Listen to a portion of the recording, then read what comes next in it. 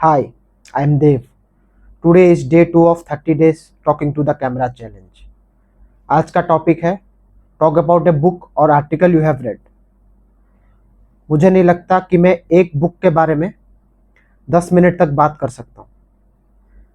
तो मैं एक बुक को लूँगा, उसका एक क्रक्स बोलूँगा जो मेरे को समझ आया है, जितना तक वो बोल पाऊँगा बोलूँगा, उसके बाद दूसरे बुक पे शिफ्ट होऊंगा। मैंने अपने लाइफ में बहुत सारे बुक्स पढ़े हैं, लेकिन अभी जो मेरे को याद है उनके बारे में बोलूँगा। तो पहला बुक है टर्निंग प्रो। टर्निंग प्रो बहुत छोटा सा बुक है, मतलब एक एक पेज में 4-5 लाइन 10 लाइन ऐसे रहता है। उसमें अपने ऑथर ऐसे बताता है कि उसको राइटर बनना था, लेकिन वो एक ट्रक ड्राइवर बन के उस जिंदगी में खुश था, क्योंकि वो अपने डर से भाग रहा था। जैसे ही वो अपने डर से भाग रहा था, उसको अपना लाइफ बहुत मिजरेबल लग रहा था। लेकिन ऐसे एक दिन उसको एक सपना आया कि वो अपने रूम पे गया है और उसका रूम पूरा सजा हुआ है और वो लिखने बैठता है। तो जैसे ही वो ड्रीम आया, उसका एम्बिशन उसको समझ आ गया। उसके बाद उसने अपना लाइफ जीना शुरू कर दिया और उसको वो वाला जो सिचुएशन या फिर कंडीशन है, उसको वो टर्निंग प्रो बोलता है। मेरे को पता है माइक में ये बाइक का हॉर्न बहुत ज़्यादा आता है, लेकिन इतना भी नहीं कि वीडियो का प्रॉब्लम होगा, ठीक है। तो टर्निंग प्रो में यही है कि बहुत लोग अपना लाइफ शुरू करने के लिए वेट कर रहे होते हैं, लेकिन उस दौरान उनका लाइफ बहुत मिजरेबल चल रहा होता है। वो अपने आप को कोस रहे होते हैं कि वो अच्छे से जी नहीं रहे हैं, अपना 100% दे नहीं रहे हैं। उनका वही डर है कि बाकी लोग उनका काम देख के क्या जज करेंगे। वो सोसाइटी के हिसाब से सक्सेसफुल भी होंगे, डॉक्टर, लॉयर, ऐसे बड़े बड़े काम कर रहे होंगे, एआई सॉफ्टवेयर इंजीनियर, जिसको बहुत सारा पैसा मिल रहा होगा सैलरी में।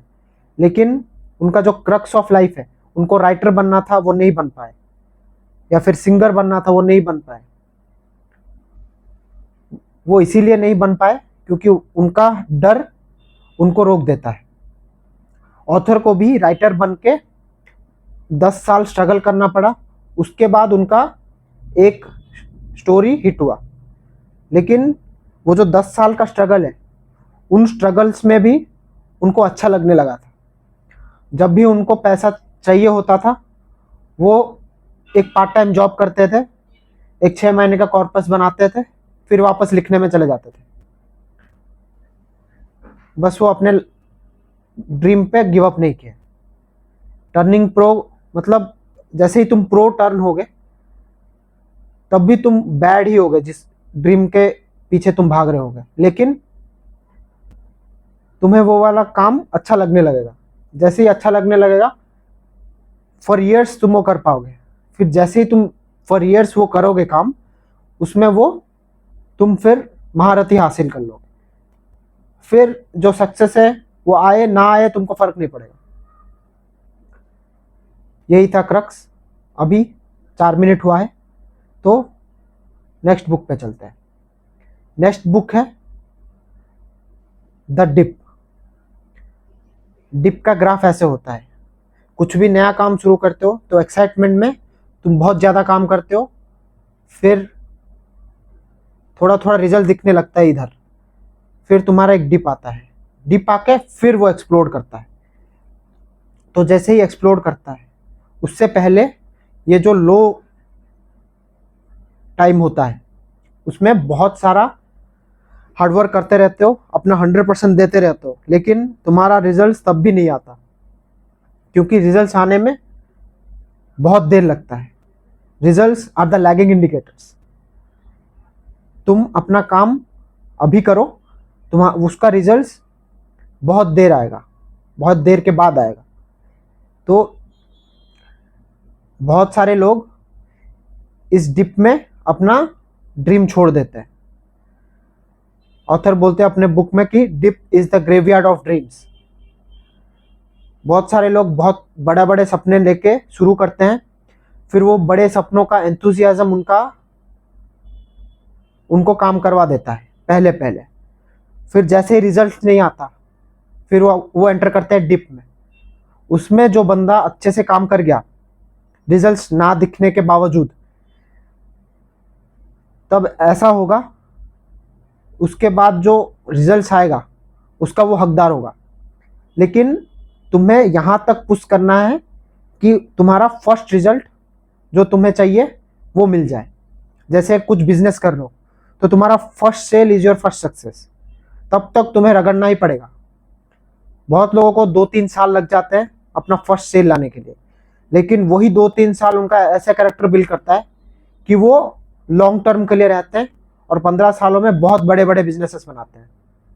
जैसे तुम कोई भी यूट्यूबर्स देख लो, उनका पहले कुछ व्यूज नहीं आते थे पर वो लगे रहे, और अभी तुम इन्हें ग्रो करते देख रहे हो, अलग होते देख रहे हो, लाइफ एंजॉय करते देख रहे हो। लेकिन अगर तुम उनके चैनल पे जाओ और ओल्डेस्ट वीडियो सर्च करो, तुम्हें दिखेगा 3 साल 4 साल 5 साल एगो का वीडियोस से शुरू किए थे उन्होंने करते गए अपना लेवल बढ़ाते गए, फिर उनका एक ग्रोथ हुआ जो तुम्हें अभी लग रहा है कि ओवरनाइट सक्सेस है, कि ये जल्दी बढ़ गया। वो जल्दी जो बढ़ा है वो पुराना जो भी काम है उनका सक्सेस है। जैसे कि अगर तुम एक पत्थर तोड़ रहे हो, अगर वो 100 स्ट्राइक्स में टूटेगा तो 99 स्ट्राइक्स तो यूजलेस नहीं है। जो 100 स्ट्राइक है वो तोड़ा पत्थर को, लेकिन जो 99 स्ट्राइक्स है उस पत्थर पे वो उसको वीक बना रहे थे, तो वो 99 स्ट्राइक्स भी जरूरत ही है। तुम डायरेक्ट 100 स्ट्राइक नहीं कर पाओगे। तो लगे रहो, फर्स्ट सक्सेस तक लगे रहो, उसके बाद जैसे ही तुम्हें सक्सेस मिले उसके बाद डिसाइड करना कि वो करना है कि नहीं करना है। लेकिन फर्स्ट सक्सेस से पहले अगर तुम छोड़ दोगे तो तुम्हारा भी ड्रीम डिप पे जाके मर जाएगा। यही था पूरा क्रक्स। अब नेक्स्ट बुक पे चलते हैं। नेक्स्ट बुक ये है कि साइको साइबरनेटिक्स, कि जब भी हम एक गोल के पीछे अपना जी जान लगा के काम करना चाहते हैं, तुम्हारा कॉन्शियस माइंड कह रहा होगा कि मेरे को अच्छा बॉडी बनाना है। मुझे भी कहता है, मैं भी इसका एग्जाम्पल हूँ कि मेरे को अपना बॉडी को बहुत लीन कराना है। अभी मैं 79 kgs का हूँ, मेरे को 70 पे जाना है, लेकिन मेरा सबकॉन्शियस माइंड उसको एक्सेप्ट ही नहीं कर रहा है। मैं जिम तो कर ले रहा हूँ लेकिन अपना डाइट पे कंट्रोल नहीं कर पा रहा हूँ। लेकिन मेरे को अपना सबकॉन्शियस माइंड को ऐसा ट्रेन करना पड़ेगा कि वो अब मेरे आइडेंटिटी को ऐसा मान ले कि ये बंदा डाइट पे चीट ही नहीं करता। तब जाके मेरा कॉन्शियस माइंड जब वो गोल पे स्ट्राइव करेगा, मेरा सबकॉन्शियस माइंड उसको हेल्प करेगा कि भाई तू चल, मैं तेरे पीछे हूं।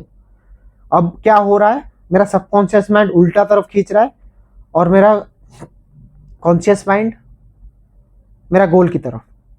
तब वो जो कॉन्फ्लिक्ट है, वो कॉन्फ्लिक्ट में मेरा नुकसान हो रहा है। ऐसा नहीं कि मैं हर बार सबकॉन्शियस माइंड जीत जा रहा है, लेकिन हर बार कॉन्शियस माइंड भी जीत नहीं पा रहा है। वो सबकॉन्शियस माइंड के आगे कभी कभी हार जाता है, और वो ऐसे हारता है कि मेरा प्रोग्रेस पूरा 0 कर देता है, फिर से वापस 79 पे लाके रख देता है। तो कैसे अपने सबकॉन्शियस माइंड को इंस्ट्रक्शंस दे कि वो कॉन्शियस माइंड के साथ अपने गोल की तरफ स्ट्राइव करें, इस बुक में ये बताया गया है। इस बुक में बताया गया है कि पहले अपने आप को पूरा रिलैक्स करना पड़ेगा। जैसे ही तुम रिलैक्स करोगे तब तुम्हारा सबकॉन्शियस माइंड अपने आप को रेडी रखेगा जो भी इंस्ट्रक्शंस आ रहे हैं। तुम पहले पहले बहुत रिलैक्स नहीं कर पाओगे अपने आप को, लेकिन अगर तुम प्रैक्टिस करते रहोगे, ऐसा एक दिन आएगा कि तुम्हारा माइंड और बॉडी पूरा रिलैक्स हो जाएगा। उस टाइम पे जब तुम्हारा माइंड और बॉडी पूरा रिलैक्स हो जाएगा, तब तुम कॉन्शियस माइंड से सबकॉन्शियस माइंड को अपना इंस्ट्रक्शंस दोगे कि ये वाला गोल है, यही अचीव करना है, और वो वाला इंस्ट्रक्शंस विजुअली होना पड़ेगा। तब तुम बैठ के कॉन्शियस माइंड से सोचोगे कि अगर मैं अपना एग्जांपल दूं कि अगर मैं 70 केजी का हो गया, मतलब बहुत लीन हो गया, तो मैं कैसा दिखूंगा, उसका एक क्लियर पिक्चर अपने माइंड में बनाऊंगा। फिर उसको प्रैक्टिस करूंगा 30 दिन के लिए। फिर जैसे जैसे मैं वो प्रैक्टिस करता रहूंगा, एक ऐसा दिन आएगा कि मैं अपने आप को उस स्टेट में महसूस कर पाऊंगा। I will feel lean through my imagination. इसको बोलते हैं विजुअलाइजेशन। विजुअलाइजेशन के बाद विजुअलाइजेशन करते, अगर तुम क्लियरली विजुअलाइज कर पा रहे हो, तब तुम अपने सबकॉन्शियस माइंड को इंस्ट्रक्शंस दे रहे हो कि भाई मेरे को ये अचीव करना है, जो करना है तेरे को करना है। तब तुम्हारा सबकॉन्शियस माइंड तुम्हें उस गोल को अचीव करने के लिए ऐसे पुश करेगा कि तुमको समझ ही नहीं आएगा ये पहले से मैं क्यों नहीं कर पा रहा था। यही एक रक्स साइको साइबरनेटिक्स का। तीन बुक्स हो गए, मेरा 10 मिनट हो गया, डे 2 खत्म। फिर से मिलते हैं डे 3 पे। चलो बाय।